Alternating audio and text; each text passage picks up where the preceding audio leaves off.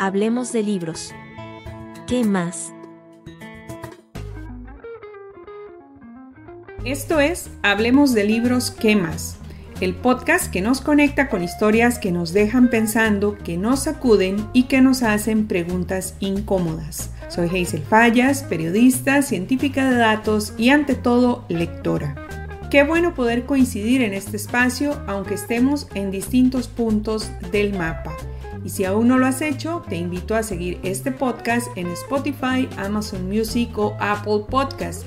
Así no te pierdes los próximos episodios.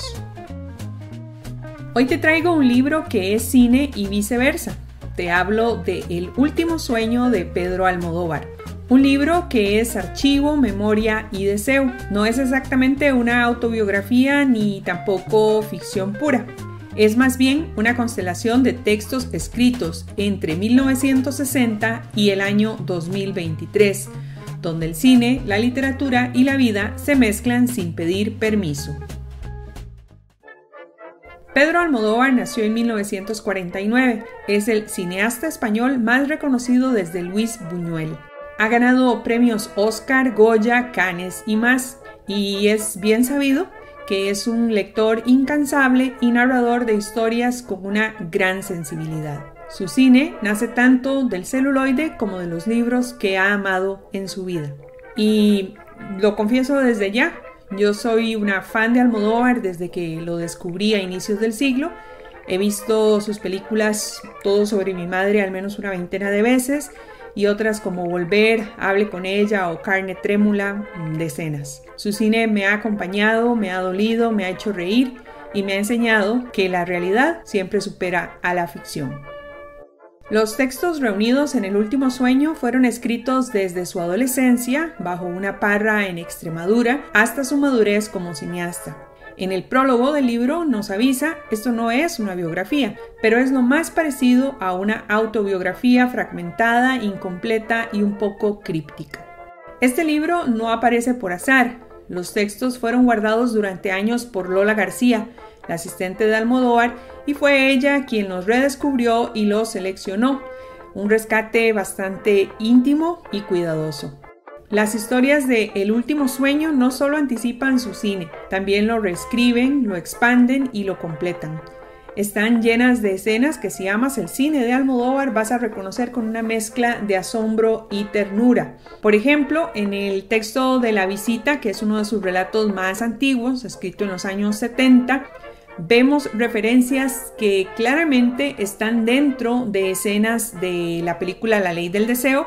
Y más tarde, este mismo cuento de la visita se convierte en el corazón narrativo de la película La mala educación.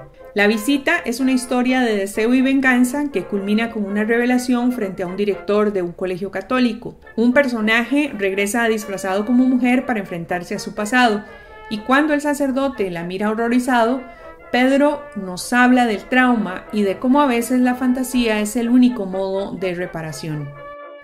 En otro de sus textos, llamado Demasiados cambios de género, Almodóvar habla del cruce entre identidades, autores y escenas. Reflexiona sobre la voz humana, un tranvía llamado Deseo y Opening Night. De ahí emergen muchas de las obsesiones de su cine. El deseo imposible, las madres ausentes, las pieles que cambian y todo eso nos recuerda mucho al argumento de Todo sobre mi madre. Otro de los textos rescatables es Vida y muerte de Miguel, escrito cuando Pedro era apenas un adolescente, y la narración va desde el entierro al nacimiento, algo que nos recuerda mucho a esa película de Brad Pitt de 2008 que se llamó El curioso caso de Benjamin Button. Sin embargo, este cuento lo escribió Almodóvar muchísimos años antes. En La vida y muerte de Miguel, la vida está contada al revés, como si fuera la única forma de salvar algo o de deshacer el tiempo. Miguel rejuvenece hasta volver al cuerpo de su madre, y en esta idea está la semilla de la película Dolor y Gloria y su reflexión sobre el cuerpo, el paso del tiempo y la escritura como refugio. Antes de rodar películas, Pedro Almodóvar fue lector. Desde niño, en la escuela, la literatura marcó su forma de mirar el mundo. Cuenta que mientras sus hermanas pedían cosas para la casa por catálogo, él pedía libros. Hermann Hesse, Walter Scott, Henry James, entre otros, fueron dándole forma a su imaginación. En su casa leía en voz alta a su familia desde un podio improvisado, narraba tragedias, aventuras, dramas. Era un narrador en formación mucho antes de tener una cámara en las manos, y esa necesidad de contar, de transformar lo vivido en relato, atraviesa este libro del último sueño y, claro, todo su cine. Es importante destacar que el contexto del libro, o una buena parte del contexto del libro, ocurre bajo la sombra de la dictadura franquista, una España donde la educación religiosa moldeaba desde los miedos hasta la moral y prácticamente todo el devenir de la vida humana. Y en ese contexto, la imaginación era muchas veces la única forma de libertad.